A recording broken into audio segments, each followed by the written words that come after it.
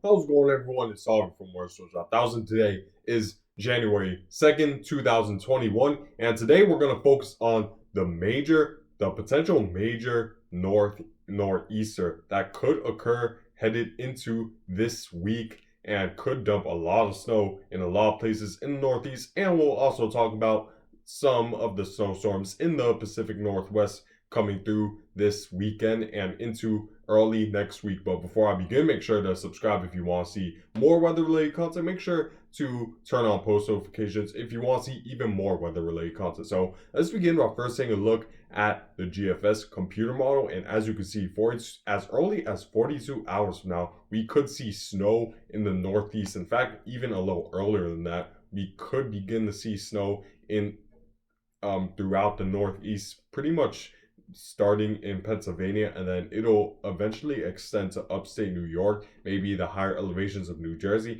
and headed towards New England, towards Massachusetts, Connecticut as well. So this, as of 42 hours from now, I would say this around Monday, around late Sunday to very early Monday, you see a lot of snow extending through the Catskill Mountains. It's where the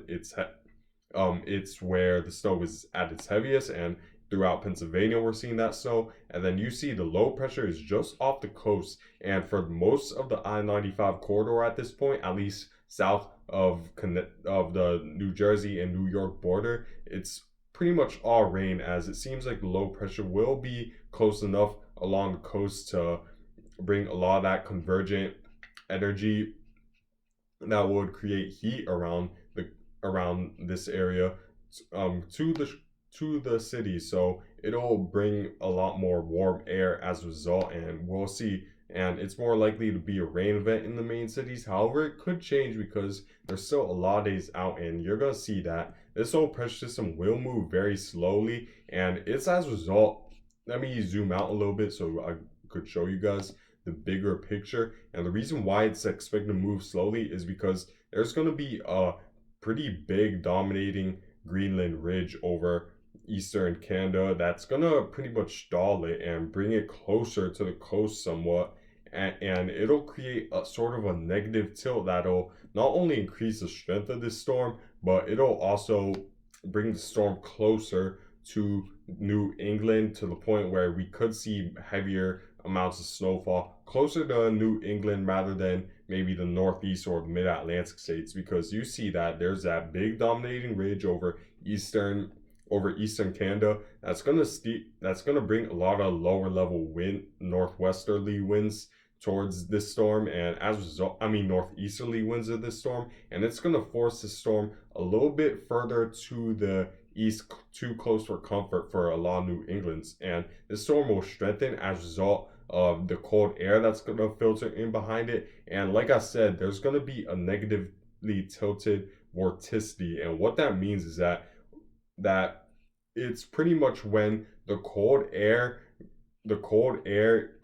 filters in through the south to the point where just enough to the point where the temperature just south of the low pressure system is colder than, let's say, further up north, where we're seeing a lot of warm air come up on the northeastern side of this storm. And the negatively tilted vorticity means that we're going to see that a pretty big separation between temperature and just a very oddly shaped jet stream, where the jet stream sort of takes more of a easterly direction for a little bit when it's supposed to go westerly pretty much all the time. But during these rare scenarios where jet streams winds shift east, that pretty much creates a lot of problems, because that's usually a key ingredient of strengthening a lot of these low pressure systems, to the point where it could become a problem, especially for eastern New England going into early next week. And you see that the pressure drops to 990 millibars. However, in the latest GFS model run, I noticed that the GFS is now leaning more towards an offshore track, which may be good news for some of you guys in New England, or maybe bad news if you like the snow, because since it's more offshore, it's more likely that the snowfall will stay offshore along with this low pressure system. However, again, we're still 3 to 5 days out, and this storm, like I said, is going to move very slowly thanks to this ridge that's pretty much blocking it from allowing this storm to move west with the jet stream. And the jet stream, again, like I said, is going to be negatively tilted to the point where we're going to see more easterly winds. So it's going to take quite a while for this low pressure system to finally take that turn to the eastward like it usually should, with low, like it usually should all throughout the year in the Northeast. So since there's a negatively tilted jet stream, that means that the low pressure is gonna mainly stay close to the coast and mainly stay relatively close to New England, which will make it a very slow moving storm, and to the point where it's going to be a long duration event for a lot of you guys. So while you might not experience the most snow over the next, let's say, 1 to 3 days in the Northeast and more specifically New England, we still have to keep in watch with this because over the 3 day forecast, we could see the storm linger around, potentially strengthen a little more, and there's still a lot of uncertainty, especially when we have rare scenarios like this where the computer models aren't as reliable when it comes to rare situations like this, since they don't have much historical data in their data set to look back on and make predictions based off of that. So during rare scenarios like this, somewhat relatively rare scenarios like this, I would say that it's still highly uncertain what could happen. It could come very close to New England and dump maybe 2 feet or so, or it could stay just far enough offshore to where it isn't a threat to anyone. However, the computer models, both the GFS and the European model, both are suggesting that we will see snow along New England, and we will see a relatively strong low pressure system just off the coast. So we definitely have to keep that in mind throughout New England, and I would say just keep watching throughout New England and even Northeast, where you could experience a decent amount of snow from this. How much snow? Well, this is my current forecast based off of what the GFS model and the European model have been stating. Let me show you guys the European model as well, so you guys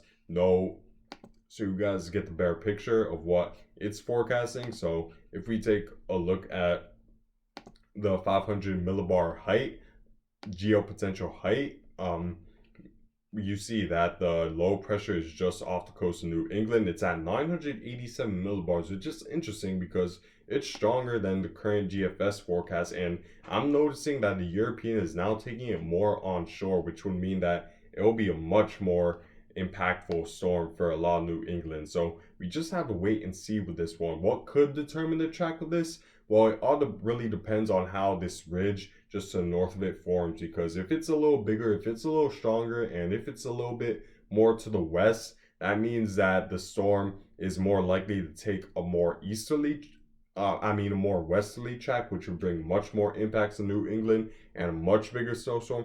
However, if the high pressure ends up being weaker and the negatively tilted jet stream isn't as pronounced, then we're more likely to see the storm stay offshore, maybe bring some precipitation to New England, in the form of snow, most likely. However, it won't really be a major threat. So we just have to wait and see how this ridge in the north in eastern Canada builds up over the next several days, because it's going to be key to what could happen in the future. However, what I could say for certain is that 2 days from now, throughout upstate New York, Pennsylvania, and even portions of New England, you will experience snow from this storm. However, it gets a little bit more uncertain as we hit the 3 day mark, where the storm is in a rare scenario where there's a negatively tilted jet stream, and a lot could happen beyond this point where the European is putting it at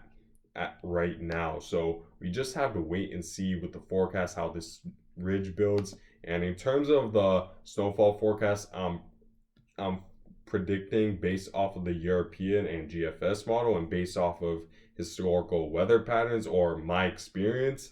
I think this should at this point, this, like I said, this forecast is subject to change. At this point, 12 to 24 inches is expected for Maine, which would be in a major snowstorm for a lot of Maine, where you could receive 1 to 2 feet of snow throughout Maine, 6 to 12 just south of that, which is still a major snowstorm for a lot of you guys, and then 3 to 6 throughout Pennsylvania, and 1 to 3 throughout the more, I would say, populated sectors like maybe the New York City metropolitan area, Hartford, Pittsburgh is all involved in this snow, so you need to watch out headed into late Sunday into Monday, where you guys could experience snow that could cause havoc on the roadways, especially if you're more in the interior Northeast. So keep that in mind throughout the Northeast, as this snowstorm could be major if all the right if all the right tracks play out. So we just need to wait and see. However, outside of this snowstorm, we also have to keep in watch of more low pressure systems coming off the Northwest Pacific, which could bring a lot of snow to a lot of you guys in the higher elevations of the Northwest Pacific. Let me take a look at the current radar forecast that the GFS model is predicting at this point. So let's take a look, and you see that there's a lot of snow extending 60 hours from now, and beginning around the 6 hour mark, you see the snow is already beginning. That low pressure is offshore, and then we see another round of rain and precipitation that's going to bring a lot of rain to Seattle and a lot of snow in the higher elevations around the Cascade mountain ranges, and this extends to Idaho as well, and this could go as far south as California. Since there's a little bit of a weakness in the ridging towards the southwestern United States, that means that we're more likely to see that precipitation fall further down south. So watch out for that throughout California. And and then another round comes just around 3 days from now, where we see even more snow in the higher elevations, and it's a lot more widespread, and it brings a lot of cold air behind this low pressure system. So it's definitely something to watch. And then another round comes within the 5 day mark. So it's going to be a rough week for a lot of you guys in the Northwest Pacific, and even further southward like California could definitely experience impacts from a lot of these low pressure systems moving through the Pacific coast. So you guys need to keep that in mind in terms of the total snowfall accumulation to expect throughout the Northwest Pacific at this point. Let me pull up the map right now.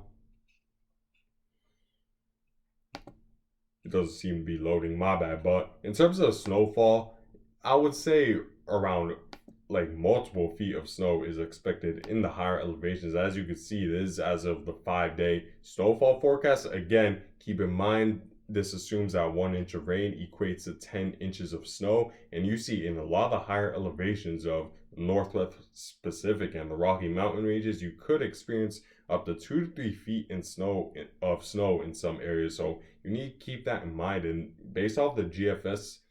And also take a look over here in the Northeast, where the GFS is currently forecasting over a foot of snow in a lot of Maine, and a good area of 3 to 6 inches throughout the interior New York, upstate New York, and Pennsylvania, and the Northeast regions in general. So we need to keep in mind what happens over the next several days, because that ridging could play a big role in the track and what impacts you'll see throughout the Northeast with this snowstorm.